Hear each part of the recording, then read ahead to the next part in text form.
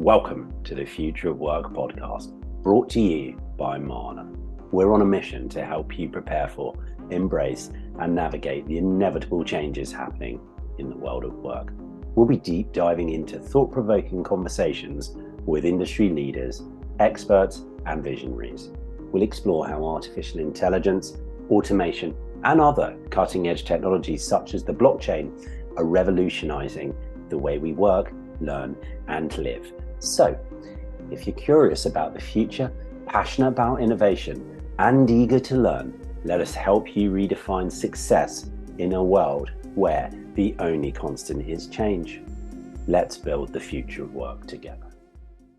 Welcome on to Searching for Mana, Daniel. Hello. Pleasure to have you on the show. Daniel is the founder of Greenhouse, and really excited to cut into a bunch of stuff around the future of work and other incredible platform that you've built out, Daniel. It'd be really kind of you if you could, just for anyone in the audience who wants more context, or let's just assume someone might not have heard of the organization you built, if you could give us the elevator pitch and the vision, please. Yeah, absolutely. Great to be here. First of all, I'm really excited to have this conversation. I'm sure there's a lot of cool stuff that we're going to get into because it's a big topic. So I'm Daniel Chait. I'm the co-founder and CEO at Greenhouse Software. We're a hiring software company, and our mission is to help every company to become great at hiring. And why that's important is because any business leader is familiar with the idea that among the most important things that any organization needs to be able to do is the ability to compete and win for talent. Talent drives business value across almost every industry, and every business feels that very acutely.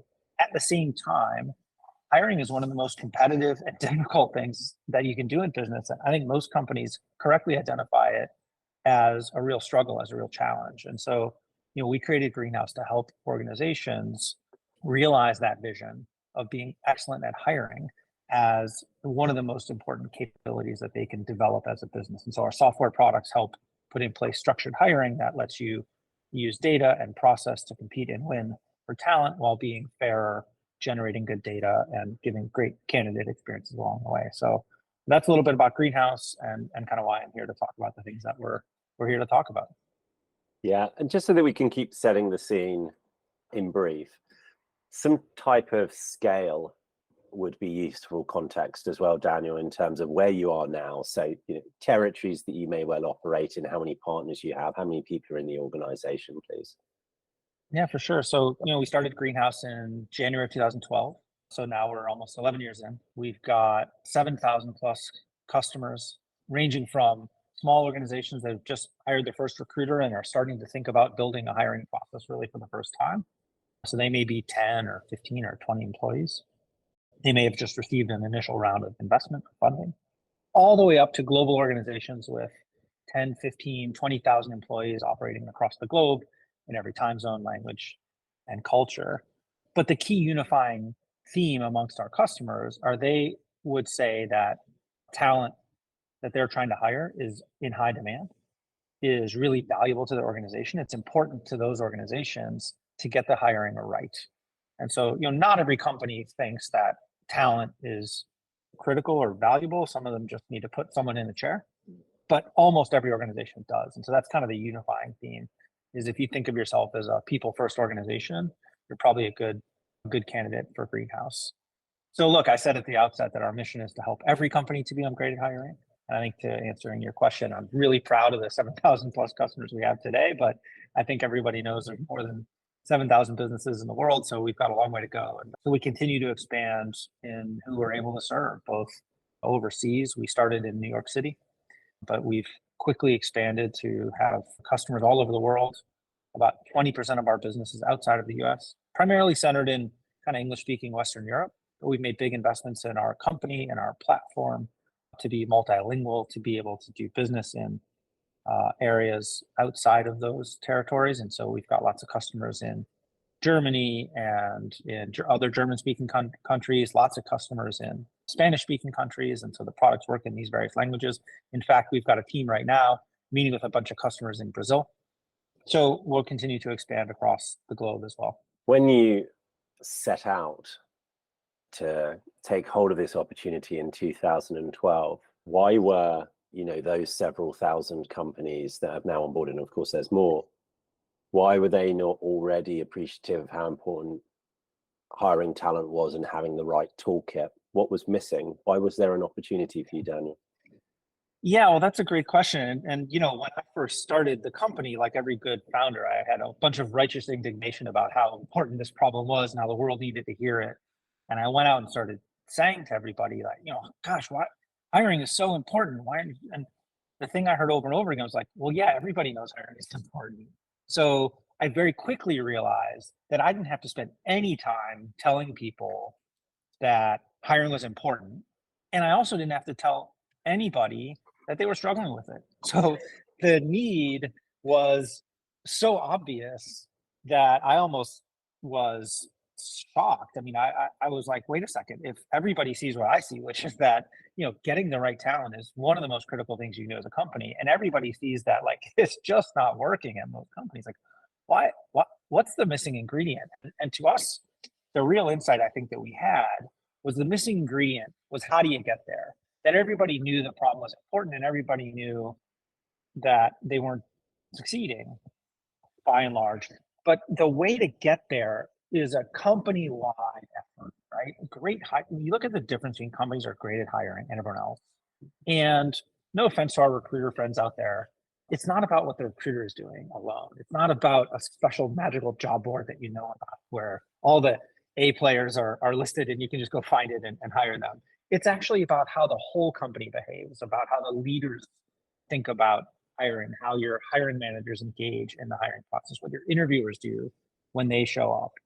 And, traditionally, recruiting software was sold to recruiters to solve problems within the recruiting team or the recruiting department. Things like tracking data, administering reports, compliance, those sorts of things. And those things matter, but they don't get you where these companies are trying to go. And so our insight was, we need to build software that works all throughout the organization and helps everyone play their role optimally when it comes to hiring. And only when everybody in the organization is put in a position to succeed can the organization succeed at hiring. Yeah, fantastic. And having been in the industry on all different sides for 2 decades, certainly remember when first started using your product with some partners, and it's immediately more fresh and contemporary in all the things that you were talking about. So that insight was something that I really experienced in reality, which was something that was a thesis that was building for me as well, which was, why, when I go to just the best organizations who've kind of blitz scaled, do they kind of have this in check? And looking at like the founder makeup and how seriously they were taking hiring and how much of their week was still prioritizing that. And then if you go to, not even just tier B, but not the greatest tier A, how it was just slightly lower down the priority of the leading influence in the organization and being delegated out into, as you say, channels. And that just doesn't work. It is, one of, if there are 3 crucial pillars in an organization, it's one of them. You can make arguments for whether, finance, strategy, or individuals is the most important. They're all equally probably important, but certainly how people prioritize in an organization, strategy and finance is typically priority 1, whereas hiring is not always. And so you've really capitalized on that opportunity. Daniel, how's that changed? So we are now, a decade on. Clearly the opportunity you and Greenhouse has taken has been fantastic, but I feel like there's been some pretty seismic shifts in how people do look at that opportunity. And I wonder how that has changed, and also perhaps how that's changed for you in terms of how you strategically need to operate. Yeah, I guess maybe just to get back to the point you were just making, we've studied this, and to your question about, to your comment about, that the way leaders spend their time is very different in organizations that win versus don't. We studied that exact question. A few years ago, we went out to look at what is the real difference in behavior between companies that win at hiring and everyone else. And it's right there in the data. Basically, when you talk to companies that are able to be successful, the leaders say things like, I spend half my time on hiring, or I expect all of my leaders to, interview every candidate that they hire. They're very personally and directly involved in building and leading our culture of hiring. And when you talk to every other company, you hear things like, man, I wish my recruiters were better. Or, boy, it's tough out there. There's no good candidates, you know? And it's like, yeah, it's tough out there. It's competitive. I get it. But you don't hear sales leaders going like, boy, it's tough out there. There's no customers. Like, yeah, it's competitive. You go out there and win. That's the point. And when you have that sort of helpless feeling, that like just shrugging your shoulders and like, I guess this is how it's going to be, then there's no path forward. And so I think getting back to then the next part of your question, which is like, what's changed? I would say when we started Greenhouse, as I said, the problem was blindingly obvious to everyone. It was boring enough that after a while we stopped even talking about the problem because everybody was just like, yeah, we know that. The solution was extremely limited in the real world. You couldn't find too many organizations out there that were actually doing structured hiring. The research had been done. People studied it, knew it worked, but it wasn't done a lot. And so you found like these oddball organizations out there. I happen to have built one. Google was famous for having done this. A lot of the big like management consulting firms, they kind of have like very standardized, highly structured processes, are very predictable and able to compete. But by and large, most organizations, there's kind of like a lot of like rumor and like, oh, here's how we like to do it this way, or they would ask like weird brain teasers, or every hiring manager had their favorite little question they would ask, and it just was never really systematized. And so I think what's changed now is we now have thousands of companies logging into Greenhouse every day, creating hiring plans, doing structured kickoff meetings, conducting structured interviews, filling in structured scorecards, doing roundups, running reports, looking at DE&I impact by funnel stage, looking at where their sourcing dollars are going and how that can be done more effectively. There's just a lot more examples, a lot more success stories of people kind of looking at it and going, okay, now I have a vision of what a high functioning culture of hiring really looks like. It's just much more common and available to look at than before. So there's almost less excuse now to say, well, why aren't you doing it? Because it doesn't take a gigantic amount of money. You don't have to be a magical, great brand or company. You don't have to be Google or Facebook or whatever to do it. Anyone can do it. And so the question now is why aren't you? Well, can anyone do it is interesting to think about. So given the templates, the toolkits, the collection of data, the systemization, you're obviously creating a project flow that is conducive to do it. But one of the things that I certainly feel also has probably disadvantaged hiring functions is the natural bias of selection to a lower caliber of individual. So I would just be very transparent always, because I think it's useful to be the careers that one could, go and afford if you're from, a highly motivated background where you are, I'm not just saying academically able, but you are sharp, and somebody who has got that gumption would typically go into finance, would typically go into technology, the opportunity that's going to probably give you the best outcome in that era. I don't think that's ever been in human resources, recruitment. Headhunting is a strange cottage industry, which has attracted some pretty talented people, but it's a cottage industry. Whereas, now we start seeing organizations like a LinkedIn over the last decade, which really is a technology organization with someone who founded it, like a Reid Hoffman, who just is one of the most thoughtful, impressive people in the tech space, I think.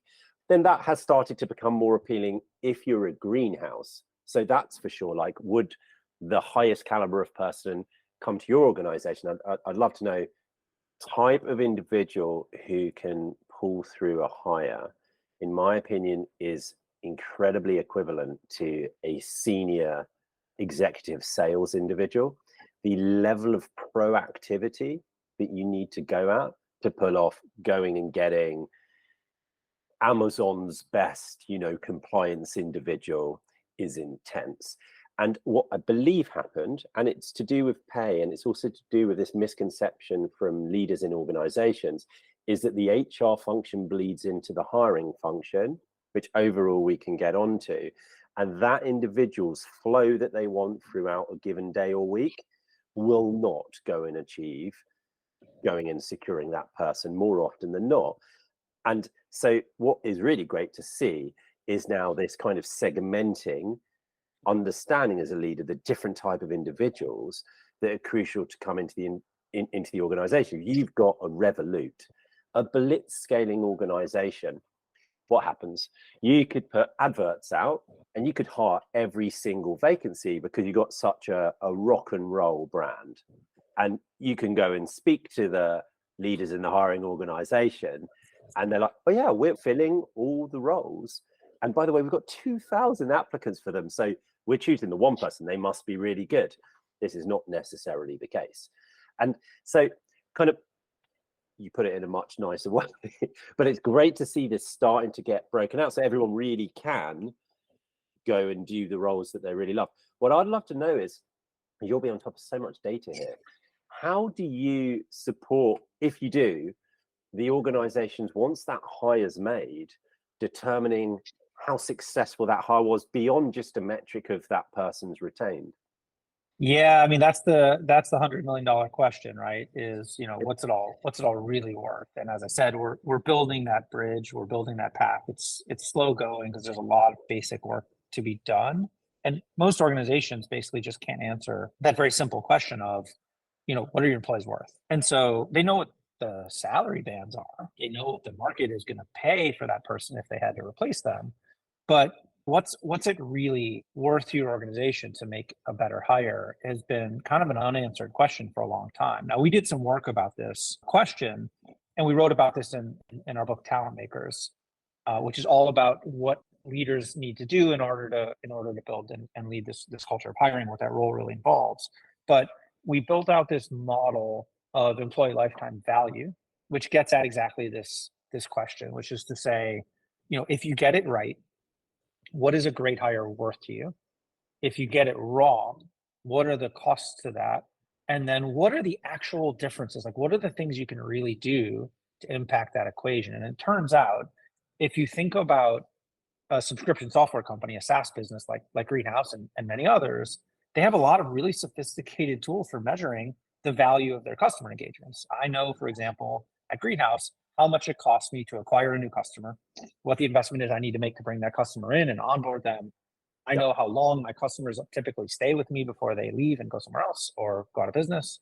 I know how much they pay me every year and what it costs me to service them. So therefore, what the profit is that I earn on that customer each year. And based on all of that, I can compute a very accurate customer lifetime value equation for my customers. And in turn, that helps guide me to what are the things I can do to find more customers, to improve the lifetime value by, say, keeping them longer or being more profitable with those relationships or getting more of them faster. All these kinds of questions, businesses, when the revenue is on the line, are very good at. When the talent is on the line, the thinking is still catching up. And so this employee lifetime value equation is directly the same analogy as the customer lifetime value. It costs you a certain amount of money in time and effort to get an employee. It costs you a certain amount of an investment to ramp that employee up to where they're productive. Your employees are then productive. They're producing value for the organization. I know that because otherwise you wouldn't hire them. So everybody knows they're creating value. The question is exactly how to measure by the dollar. Like, that's a little fuzzy, but you can make some reasonable assumptions. You know that a salesperson, for example, is going to generate a certain amount of sales every month if they hit quota. A programmer is going to generate a certain amount of functionality, you know, building that asset. You may have managers that are helping to create value in their organizations. Like, some of it can be a little bit unclear, but it's obvious that they're creating value. And then the question is, how long can they stay? Do they create more value as they stay with your organization longer? And how can you do more of that? And then you can start to look at the different points along the journey where you can actually make a difference. Like, what if we could hire fewer C players and more A players? Like, what if we just did 10% better in that dimension alone? Just a few more good ones and a few less ones that don't work out so well. What if employees just stayed 20 or 15% longer? What if they were ramped up 6 weeks earlier? All these basic points along the way, and you can say, okay, so from hiring them and onboarding them and retaining them, you've got some inputs now in terms of your hiring funnel, your onboarding process, your management culture, that you can then say, okay, now these investments in those processes will help generate a specific ROI. And that's down the path I was talking about earlier, where you actually get to a business case for improving practices, building systems, and the like. Yeah, when it gets into that zone, it's so exciting to see this get so close to strategy. I love that. You know, in a position where the strategy could be endless, of course, in this series where we're covering future of work, it just dawns on one, you know, how vast this topic is. You, of course, you know, a fantastic, shrewd businessman who knows you can't do everything. I'd love you to set out into the horizon, however far you want reason, because some people get annoyed at me if I say 5 years. It's like, I'm just looking 1 year down the line. Some people are like, oh, let me tell you in 30 years. So I don't want to dictate that one. But Daniel, somewhere a little bit into the horizon where maybe a few more product lines are in, now, how do you see the Hollywood version of this organization you've created, and you know what its impact is, and what lines are you going to draw and say, but we're not going to, that's not for us? Fair enough. I mean, you know, to your point, I mean, I'm lucky if I can tell what's going to be happening after lunch today sometime. So I definitely feel that. But look, I think for us, the North Star has always been going back to our mission. And as long as we're driving towards that, that's the progress we're trying to make. We've been saying that for now over a decade, and we'll continue saying that. And our mission is to help every company become great at hiring. Our strategy is right in there. So I can say, okay, well, we've got 7,000 plus customers. That feels great, but that's not every company. And we've done some things for those customers. Certainly they're better at hiring, we hope, than they have been. And a lot of that we can measure and improve, but they're not all great at it. And so every year we think about that question: how do we get closer to achieving that mission? And some of it's about expanding who can take advantage of Greenhouse, or making it easier for more organizations to take advantage of the value that we offer. And some of it's about doing more for our customers. So to the first point, we talked a little bit about that. It's about doing things for larger companies, companies with more kinds of hiring, companies in different places around the world in different languages. Like, we're going to continue to expand in that way for a long time to come, and it's pretty easy to see that path. On the other side, though, it requires some real, you know, strategic thinking. If I say that my mission is to help every company become great at hiring, it naturally goes down the path that you're saying. What does it look like to be great at hiring? Where are they today? And what's the steps that they need to go down to get there? How do we move them incrementally further down that path? Look, we've already talked about today some of the big steps that we've taken in the first decade of Greenhouse around putting in place basic structured hiring principles, letting people use scorecards and interview kits to give better candidate experiences, ask smarter questions, be more fair. A lot of that we've done. And I think some of the great work around anonymized take-home tests, candidate pronouns and name pronunciation, and a lot of the DE&I reporting that we've done have really pushed forward the state of the art as to how organizations can scale out some of the fairness that they're trying to bring as well. But in all of those areas, there's so much more to do. In some sense, I would say that the problems are clearer now than they were in 2012 when we started. And so in a way, it gives us a lot more excitement about the future. So just a couple, with that as the context, maybe just a couple of areas where that may go. If you think about the hiring funnel as kind of 3 phases, think about the top of the funnel first. Our customers spend, on average, almost 20 or 25 times what they spend on Greenhouse to get candidates. So that's all the stuff that they are doing, whether it's advertising, whether it's their LinkedIn subscriptions that you mentioned, job ads on places like ZipRecruiter, whether it's using staffing agencies and headhunters, whether it's their campus hiring programs, employer referral programs, all the stuff they do to get candidates, like 20 or 25 times the size of what they're spending on Greenhouse.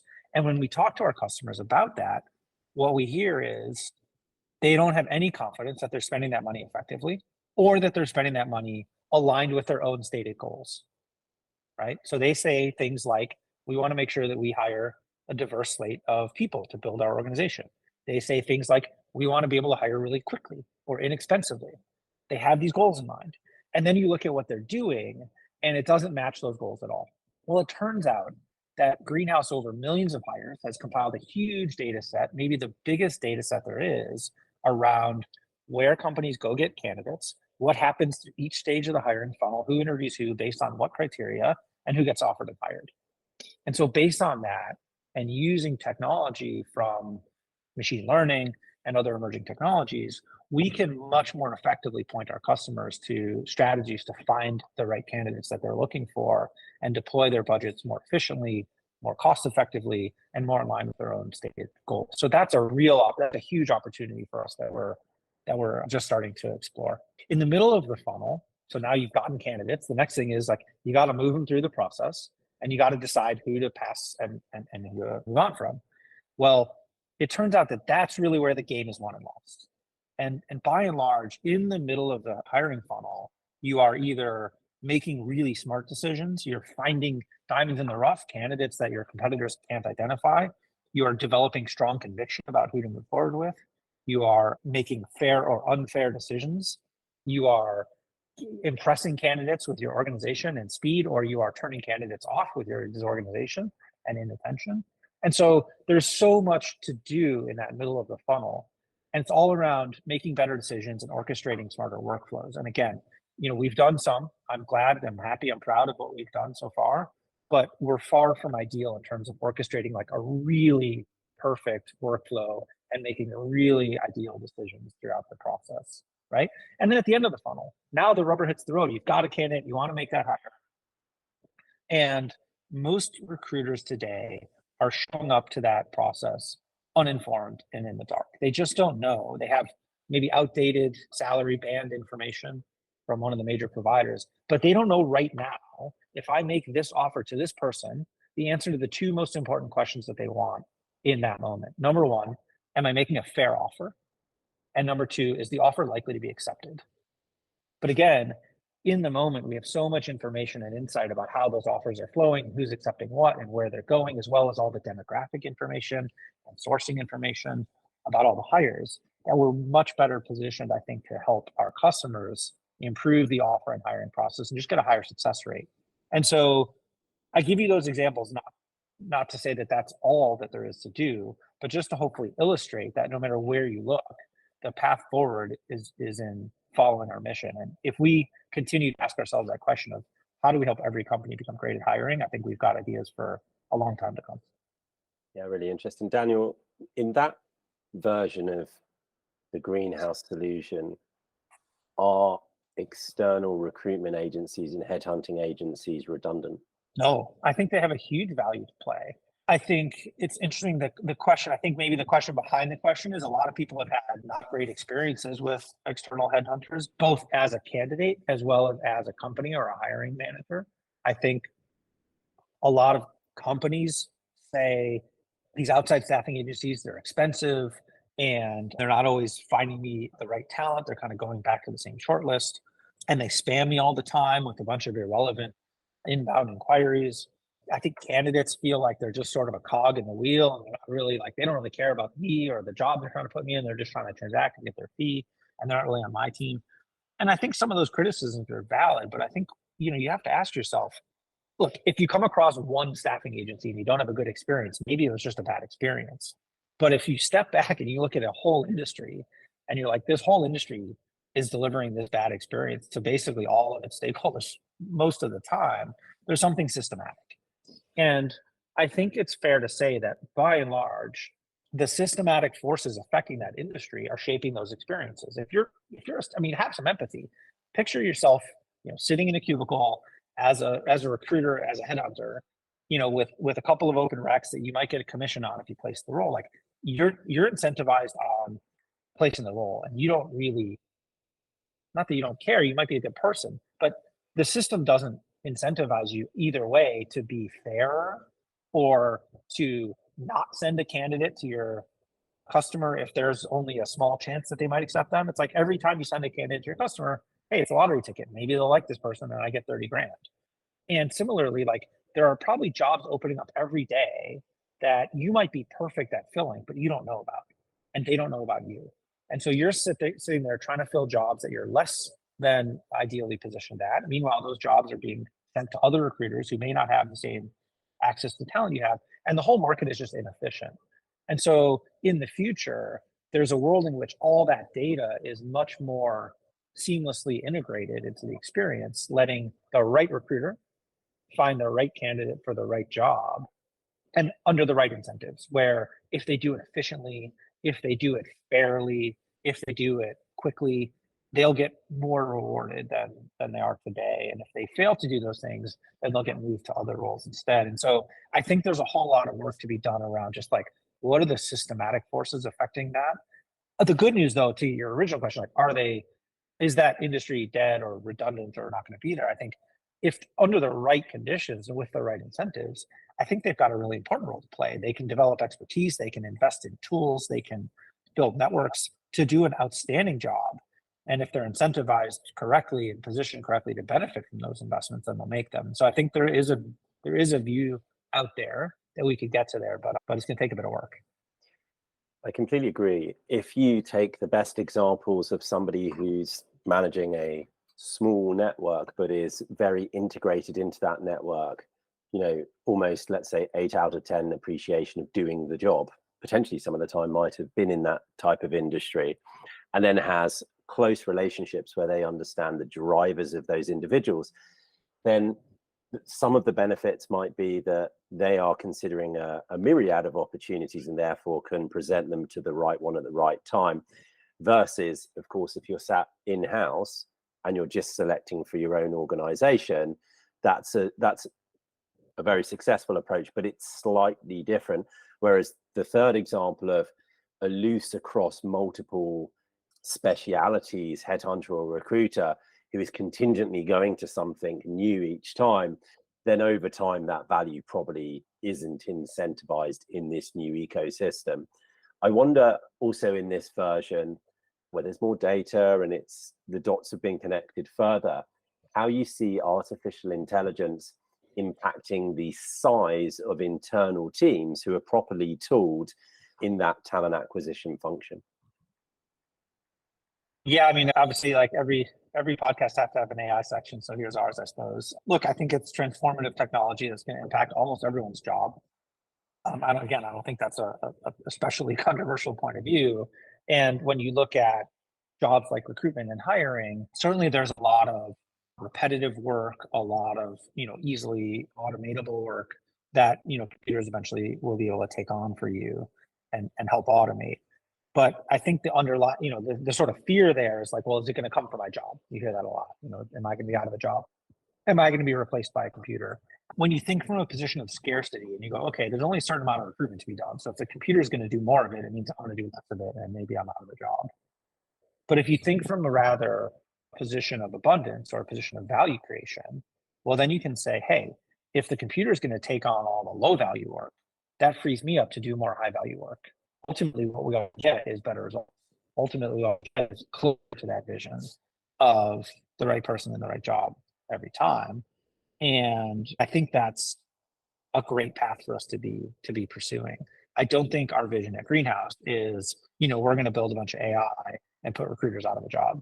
Rather, I think it's, I respect and honor the profession. I think recruitment is a great job. I think I think there's very few things in business that you can do that have both as much economic impact and as much human meaning as putting someone in a great job. I think it's a great position. And so if we can take those individuals who've chosen that career and say to them, look, we're going to help you be smarter at your job by, for example, identifying candidates in your pipeline that may not be getting the attention that they should be, and helping you, highlight them to you to spend more time with.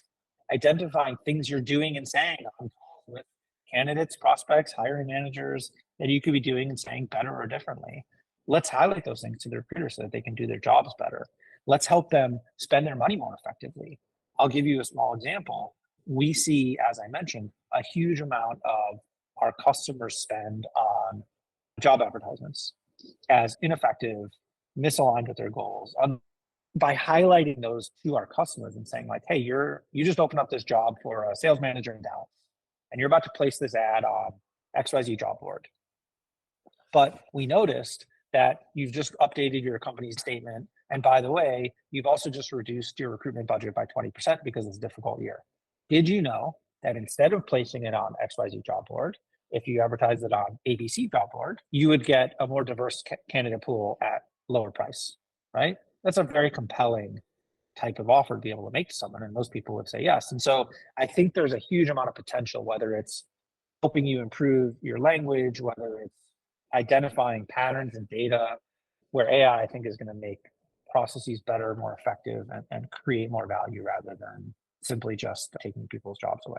How are you seeing people's connection to purpose across your data over time, Daniel? So you've had this data, and you've been in this world before that too, but you've been abreast of some pretty significant data for a decade. And we've certainly moved through some mega trends, and there's been quite big cultural shifts and generations being talked about and compared as, expecting and wanting very different types of things from their careers or work or vocations, so on and so forth. So not to try and lead this question, just generally to start with, how are you seeing the engagement to work at the moment across your data broadly? Yeah, well, I mean, it's a great question. It's one that we spend a lot of time looking at. We run a candidate experience report every year. And in our 2023 candidate experience report, one of the biggest trends that's worth noting is the attachment that candidates still have to flexible and remote work. I think, during the initial onset of the pandemic in 2020, of course, remote work was forced on many teams, companies, individuals, sort of with no notice.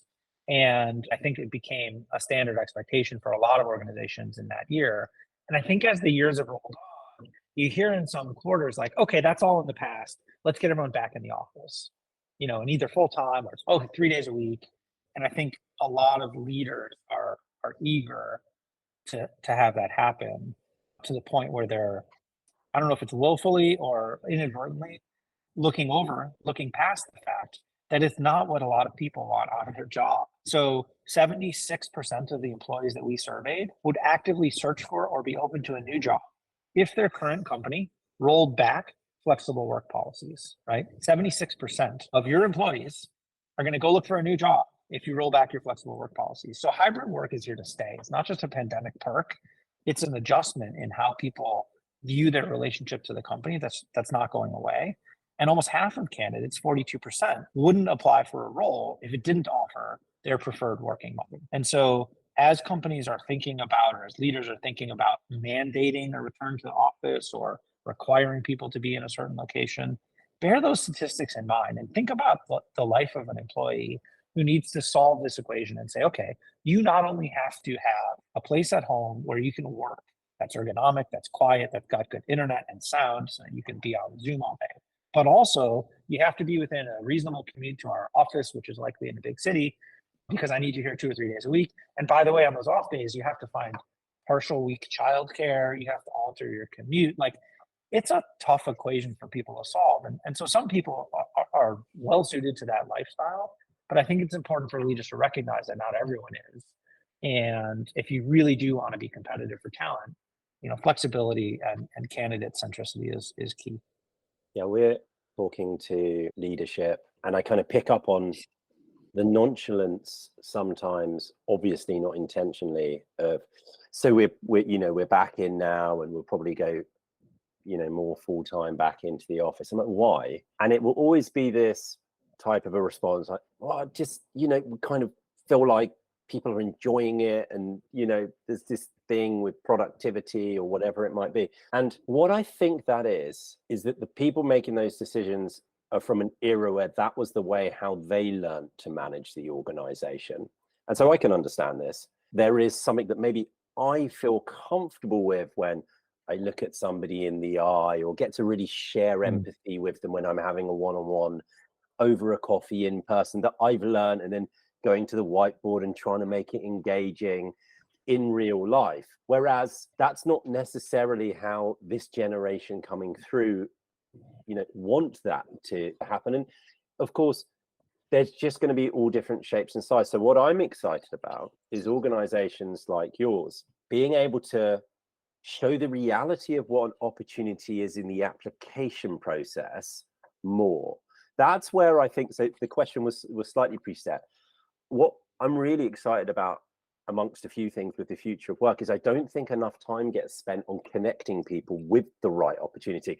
And it's an imperfect task, but certainly more time can be spent. And I think the best hiring organizations at attraction and process are able to retain people better if there's a hell of a load of transparency around actually then what that opportunity is.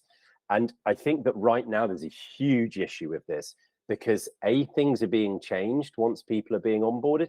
And I just don't think at application there's enough transparency. I think this is a huge piece for you, of course.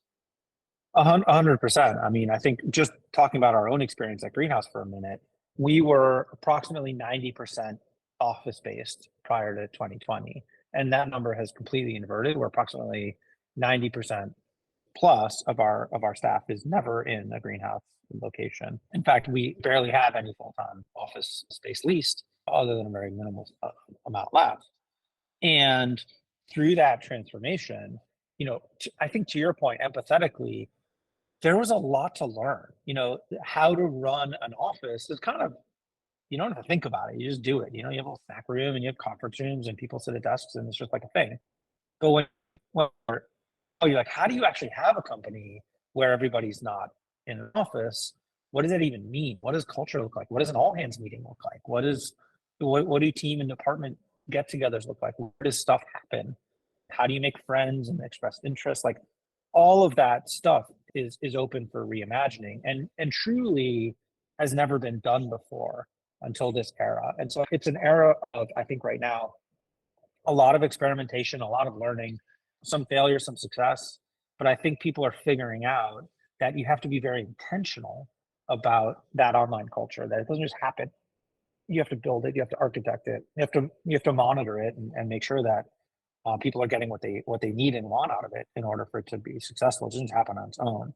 In the old days, if you showed up at an office, you could do it better or worse, but at least somebody would ask you, hey, like, who are you here to see? Or show you where your desk is and you meet your neighbor at the corner. Now, if you join a company and nobody pays attention to you, you'll just sit in your apartment all day staring at an empty Zoom. Like, you have to be very intentional to onboard those people, introduce them to whether it's, the Slack channel about, cooking or camping that, they can meet their friends and express their interest, whether it's here's where you go to find out about the all hands or just all the stuff that you need to learn how to do to be a part of that community is all being done in very new ways online. And so that's a really neat opportunity. I would say that the biggest change for us is we went from being able to hire from approximately 10% of the country to being able to hire approximately 100% of the country, right? There's hundreds of millions more candidates potentially that we now have access to because we can hire people anywhere. And that has really opened up the lens for us for who we can hire at Greenhouse. It's made our candidate pipelines much more diverse. And as a side effect of that, it's made us more time zone friendly, right? We now have people across more time zones more evenly. We have people at all stages of life. And it's just a much richer and more diverse in every sense of the word opportunity to build an organization than it was when you had to just hire from the set of people that can show up at 9 a.m. at a given address at a given spot. So I think it's a real neat opportunity and it's exciting. Yeah, I really love what I think is going to pan out of that. We've been focused on, of course, diversity and inclusion for a bunch of time, and it's a hard problem, very deeply rooted in psychology and bias and so on and so forth. And I always think of like the analogy of, and again, sorry if it's crude, but like someone's talking to you about like, oh, I want to be in better shape.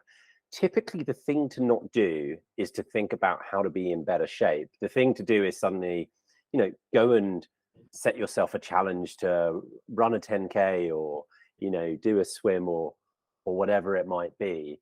And by then focusing on that, the solution actually has presented itself. And I think it's much like this. I think by organizations, like you say, moving from 10% pool in the country to 100%, and then probably outwards, we're going to create some of the most, diverse and amazing and innovative organizations because of that. It's truly exciting. Look, I've taken a lot of your precious time, Daniel, to go through a bunch of things around the organization and topics on the future of work.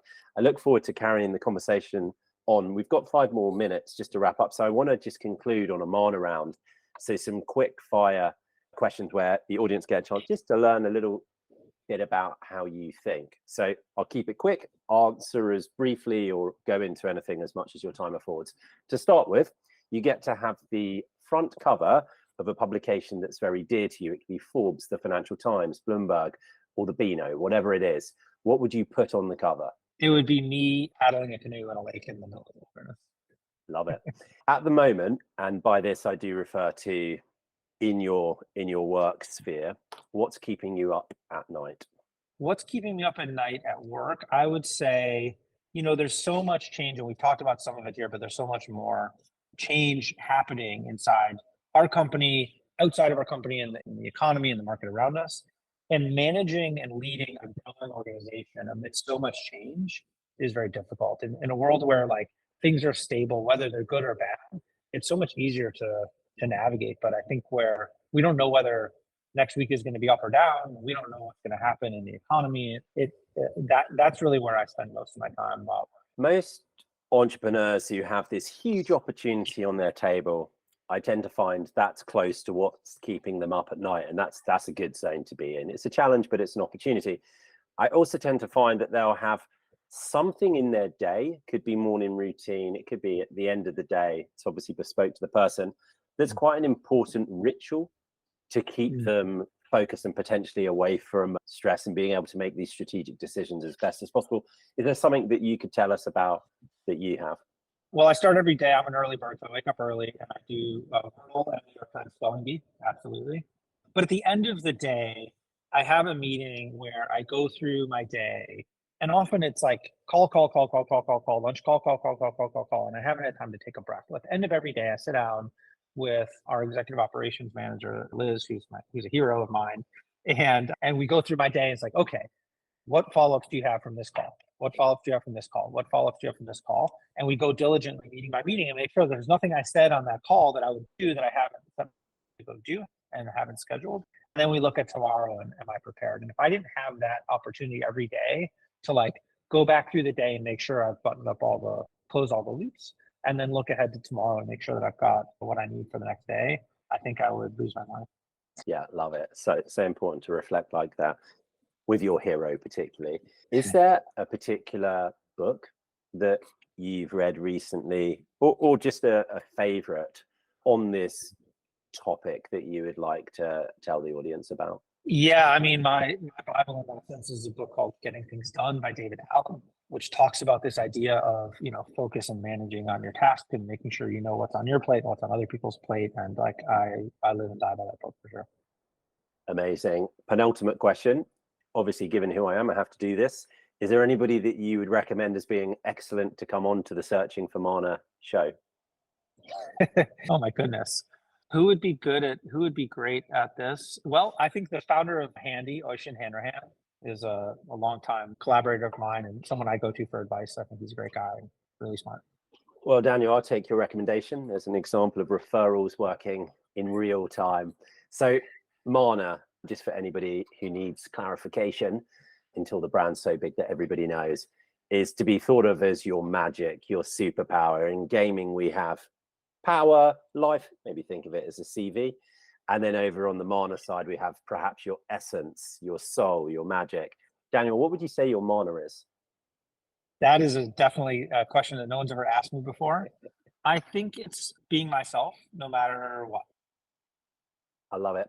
I have to also ask what your minor Mana is, because that on its own is not enough for you to be who you are. What would you say complements that? I like to be very long-term minded and not get caught up in the day-to-day. So my life saying is this too shall pass. It works when times are good. It works when times are bad. It works basically for everything. Absolutely love it. Daniel, thanks so much for coming on the Searching for Mana show. Absolute pleasure. Thanks to you. Thank you for joining us on this episode of the Future of Work podcast. We hope you've enjoyed it. Please leave a like and a review and subscribe to our iTunes channel to stay up to date with the newest content. Find us on social media at Searching for Mana. Tell us who you want next on the show. Thanks again and see you next time.